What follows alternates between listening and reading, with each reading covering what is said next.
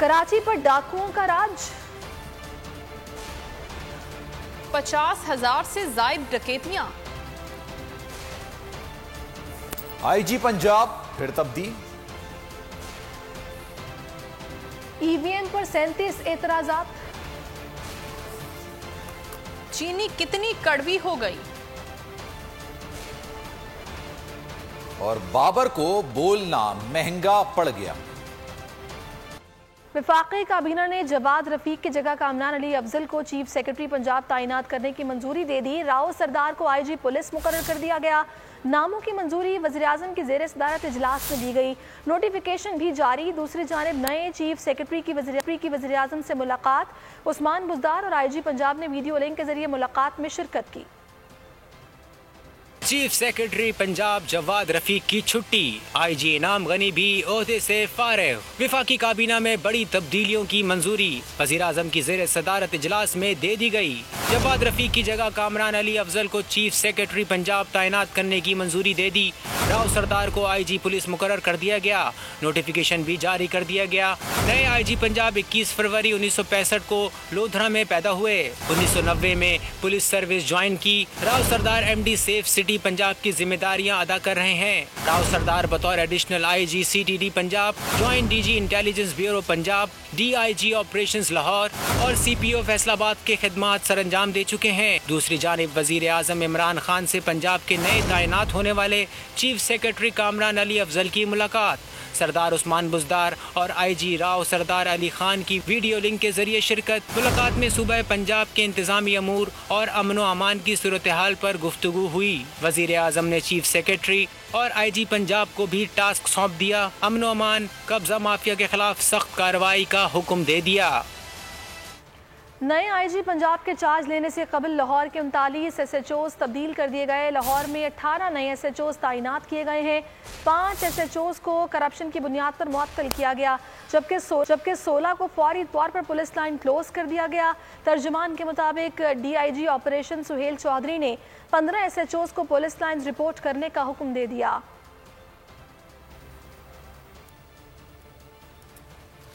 Election commission ने electronic voting machine पर 37 एतराजात उठा दिए हैं। इलेक्शन कमीशन की जानिब से सेनेट की कायमा कमेटी में रिपोर्ट जमा कराई गई है। एतराजात में कहा गया है कि इलेक्शन में मशीन के इस्तेमाल के लिए वक्त बहुत कम है। इलेक्ट्रॉनिक वोटिंग मशीन पर बैलेट पेपर की राजदारी मुनासिब नहीं है।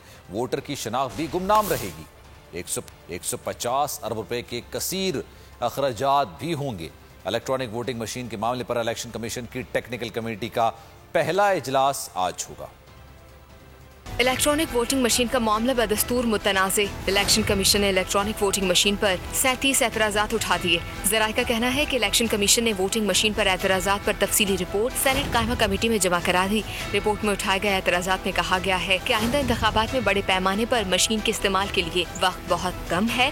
इलेक्ट्रॉनिक वोटिंग मशीन पर बैंक में वोटों की शनाख्त भी गुमनाम नहीं रहेगी। इलेक्ट्रॉनिक वोटिंग मशीन का सॉफ्टवेयर और हार्डवेयर भी चेक नहीं किया जा सकता। इलेक्शन कमीशन का कहना है कि इलेक्ट्रॉनिक वोटिंग मशीनों की तैयारी और इस्तेमाल पर 150 अरब रुपए की बड़ी रकम खर्च होगी। इसके बावजूद भी इलेक्शन कमीशन की साख और शफाफियत मशकूक रहेगी। दूसरी जानिब इलेक्ट्रॉनिक वोटिंग मशीन के मामले पर इलेक्शन कमीशन की टेक्निकल कमेटी का पहला इजलास भी आज होगा। इजलास में वजारत साइंस और टेक्नोलॉजी हुक्काम को भी तलब किया गया है।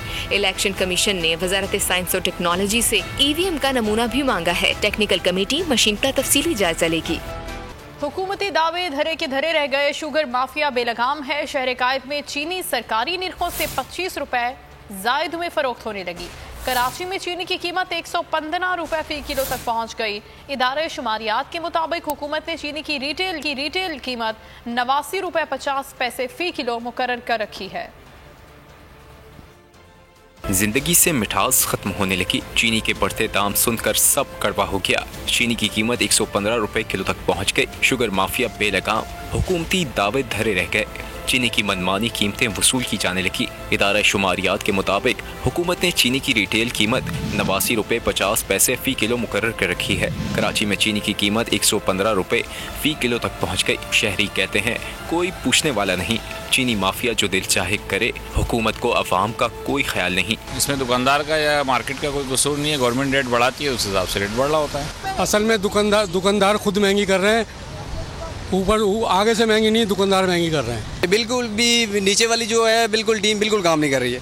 ठीक है, इनको चाहिए कि काम करना चाहिए, चेक करें, रेट चेक करें, मार्केट में आए, इनको अंदाजा हो थोड़ा। रावलपिंडी, सियालकोट, बहावलपुर में चीनी 110 रुपए, हैदराबाद और कोयटा में भी 110 रुपए फी किलो में फरोख्त की जा रही है। मुल्तान और फैसलाबाद में चीनी की फी किलो कीमत 108 रुपए वसूल की जा रही है।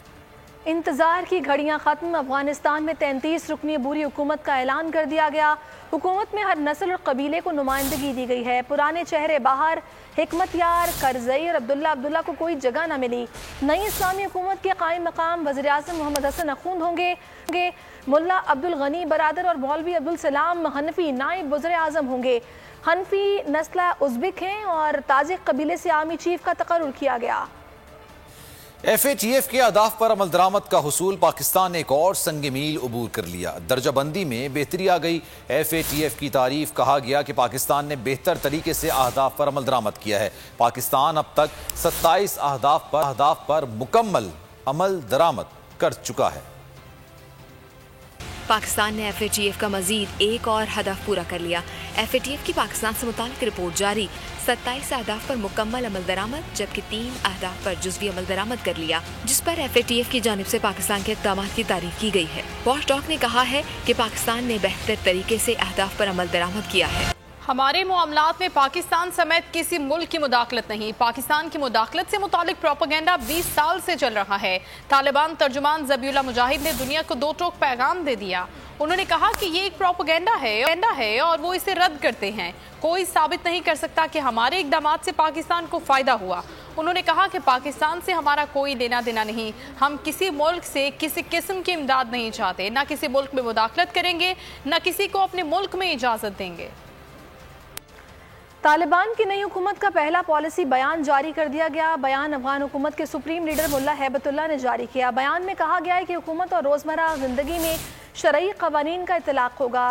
शरीयत से मुतसादिम न होने वाले तमाम मुआहदों की पासदारी करेंगे। अफगानिस्तान में नई हुकूमत फिल-फोर काम शुरू करेगी।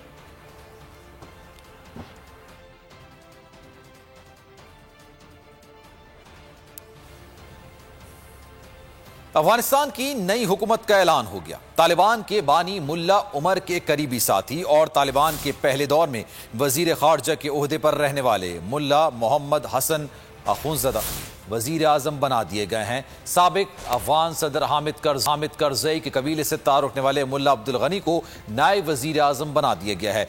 दूसरे नायब वजीर आज़म मुल्ला अब्दुल सलाम, जबकि उज़्बेक हैं फातेह शमाल कारी फसीउद्दीन को चीफ ऑफ आर्मी स्टाफ मुकर्रर किया गया है। वो इस वक्त तालिबान फैसला साज इदारे लीडरशिप काउंसिल के सरबराह हैं। उनका ताल्लुक तालिबान के जाए पैदाइश कंधार से है। मुल्ला हसन 20 साल तक शेख हैबतुल्लाह अखूंद के करीब रहे, वजीर खारिजा और फिर नायब वजीर आज़म बनाए गए। मुल्ला अब्दुल गनी बरादर इमारात इस्लामी अफगानिस्तान के नायब वजीर आज़म बनाए गए हैं। अमन मुआहदे पर दस्तखत मुल्ला अब्दुल गनी बरादर ने किए थे। बरादर का ताल्लुक पोपलजई कबीले से बताया जाता है और साबिक अफगान सदर हामिद करजई का ताल्लुक भी इसी कबीले से है। अफगानिस्तान की नई हुकूमत के दूसरे नायब वजीर आज़म मुल्ला अब्दुल सलाम हनफी उज़्बेक हैं। जलालुद्दीन हक्कानी के बेटे सिराजुद्दीन हक्कानी वजीर दाखिला मुकर्रर किए गए हैं। उनका ताल्लुक उनके वालिद के हक्कानी नेटवर्क से है। कारी फसीहुद्दीन को चीफ ऑफ आर्मी स्टाफ मुकर्रर किया गया है। कारी फसी नस्लन ताजिक हैं, बदखशा से ताल्लुक है। उन्हें फातेह शुमाल भी कहा जाता है। सब्सक्राइब करें और बेल दबाएं ताकि कोई खबर रह न जाए।